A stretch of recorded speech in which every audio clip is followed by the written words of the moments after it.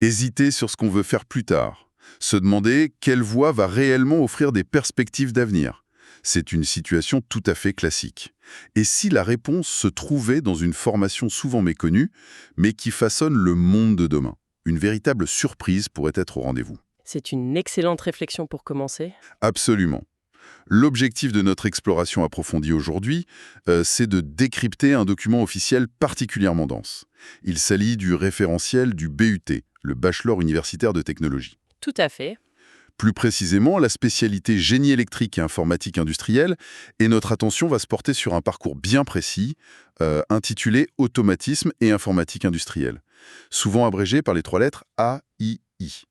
À première vue, c'est un texte rempli de termes très techniques. C'est vrai, l'objectif de notre plongée au cœur de nos sources, c'est justement de traduire cette technicité, de rendre ces concepts clairs et tangibles pour aider à l'orientation scolaire.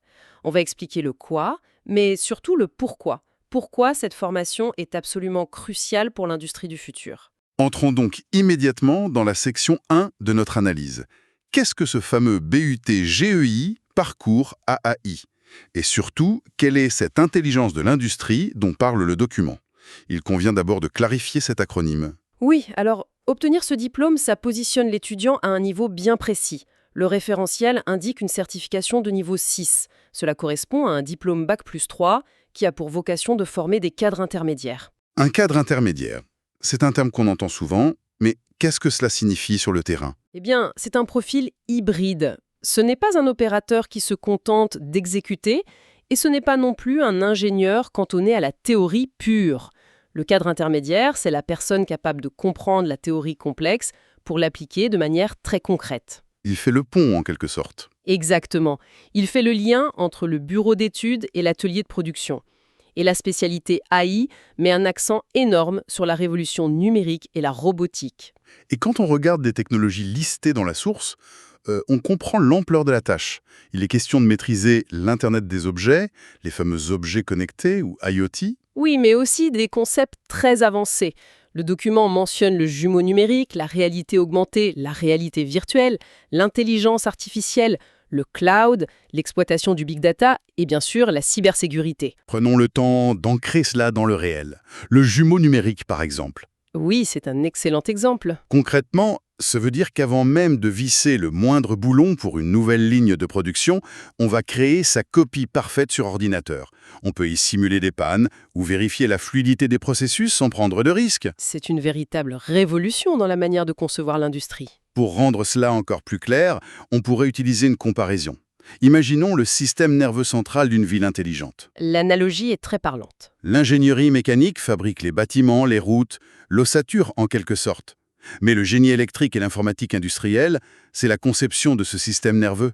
Absolument. C'est ce qui permet aux feux de signalisation de communiquer pour fluidifier le trafic, ce qui permet à l'énergie de circuler sans perte et aux usines de fonctionner en autonomie. C'est l'intelligence invisible qui anime la matière.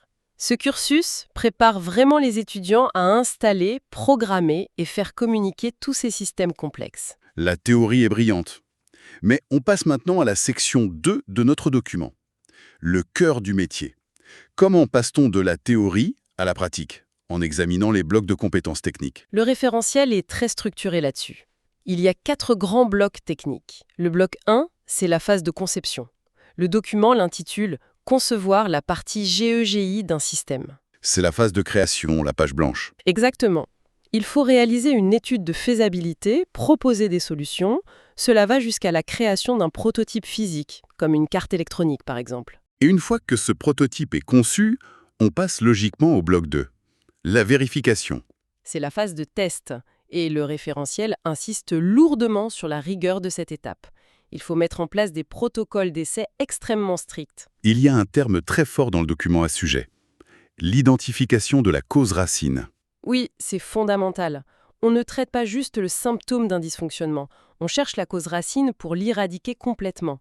L'objectif, selon les termes officiels, c'est de dérisquer l'installation. Dérisquer, c'est un mot-clé. Ce qui nous mène au bloc droit. Assurer le maintien en conditions opérationnelles. Autrement dit, maintenir. La maintenance, oui, et ce n'est pas seulement changer une pièce cassée. Le document parle de maintenance préventive et corrective. Il faut savoir évaluer les coûts d'indisponibilité d'un système. Une machine arrêtée, c'est une perte financière énorme. Absolument énorme.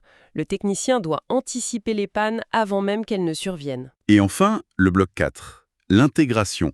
C'est le moment de faire dialoguer l'ensemble. C'est l'installation et la mise en service du système automatisé complexe au sein d'un procédé industriel déjà existant. Il faut que tout communique parfaitement. Imaginons la création d'une chaîne de montage robotisée pour l'automobile, pour bien comprendre. Très bien, imaginons cela. D'abord, on conçoit la carte électronique du robot. Ça, c'est le bloc 1. Tout à fait. Ensuite, on vérifie que le bras articulé bouge correctement, sans aucun danger pour l'environnement. C'est le bloc 2. C'est ça. Puis, on maintient les moteurs au quotidien pour éviter toute panne paralysante. Le bloc 3. Et enfin le bloc 4. Exactement. On intègre ce bras robotisé au réseau informatique de l'usine pour qu'il communique avec les autres machines de la ligne. C'est le cycle complet de la compétence technique. Mais l'humain reste au centre de cette industrie communicante. Et c'est justement l'objet de la section 3.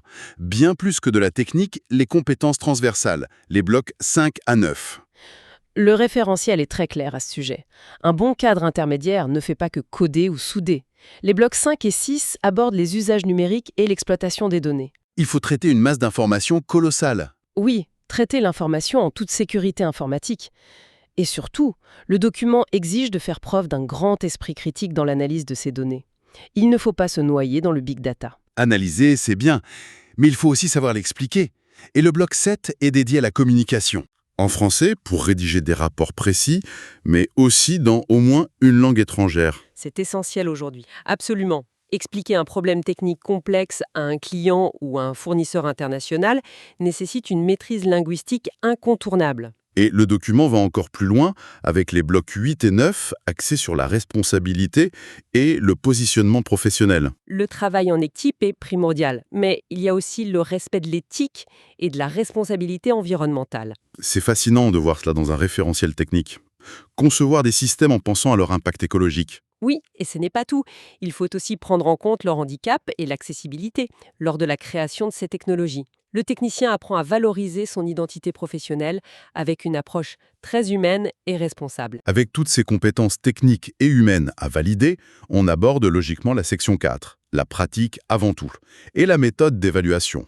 Comment mesure-t-on tout cela? Le référentiel précise qu'il s'agit d'un contrôle continu intégral. Il n'y a pas un seul examen final couperé. L'apprentissage fondé sur l'action est vraiment mis en avant. Exactement. Les étudiants sont jugés sur des mises en situation professionnelles. Ce sont des études de cas concrètes, des créations de plans, des schémas. Et des exposés oraux pour présenter un équipement. Oui, savoir défendre un choix technique devant un auditoire.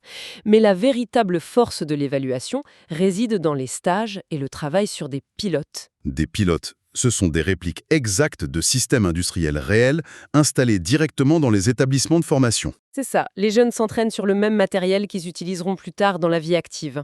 Et ces évaluations se font devant des jurys mixtes. Composés de professeurs, mais aussi de professionnels de l'industrie. Cela garantit que le niveau correspond parfaitement aux exigences de la réalité du terrain. C'est une auto-évaluation permanente de la part de l'étudiant, guidée par des experts. Une formation très complète. Ce qui nous amène à la section 5 de notre document. Pour faire quoi au final? Les secteurs et les métiers accessibles. Une fois ces compétences acquises, les portes qui s'ouvrent sont extrêmement variées. C'est ce qui frappe à la lecture de la source. La variété des secteurs. On parle d'aérospatial, de santé, De l'agroalimentaire, de l'automobile, bien entendu. mais aussi le bâtiment intelligent et les énergies renouvelables. Partout où il y a de l'automatisation, il y a un besoin immédiat. C'est une évolution logique de l'industrie. Et les métiers concrets accessibles aux débutants reflètent cette demande. On peut devenir roboticien, développeur en informatique industrielle ou encore spécialiste en sécurité des systèmes. Des postes clés. Absolument. Il est aussi possible de travailler comme assistant ingénieur en bureau d'études ou technicien projeteur. Et pour ceux qui aiment le contact client, devenir cadre technico-commercial est une excellente voie. Il faut d'ailleurs rappeler la grande flexibilité pour accéder à cette formation. Oui, le document mentionne que le parcours est ouvert en statut étudiant classique, mais il est aussi très prisé en contrat d'apprentissage pour une immersion totale. Et la formation continue est également une option pour se reconvertir. C'est très ouvert. Tout à fait, c'est pensé pour s'adapter à différents profils professionnels. En parcourant l'ensemble de ces sections, on réalise à quel point ce référentiel dépeint un univers en pleine mutation. C'est une certitude. Et cela soulève une question essentielle quand on regarde notre environnement quotidien. Laquelle? Quand on observe un objet moderne, qu'il s'agisse d'un véhicule autonome ou d'une simple installation électrique complexe, on oublie souvent l'intelligence invisible qui le fait fonctionner. C'est vrai, l'aspect technique disparaît derrière l'usage. La véritable question à se poser pour son avenir, c'est de savoir quel rôle on veut jouer. A-t-on envie d'être un simple utilisateur de ces technologies, ou bien celui qui comprend, qui conçoit et qui maîtrise les systèmes qui feront tourner le moment de demain? C'est une réflexion particulièrement stimulante pour terminer cette analyse approfondie. Explorer les fondations d'une telle formation permet d'y voir beaucoup plus clair. N'hésitez pas à écouter d'autres présentations de formation et à vous abonner à Choisis ta formation et ton métier. À très vite pour une nouvelle exploration au cœur de nos sources.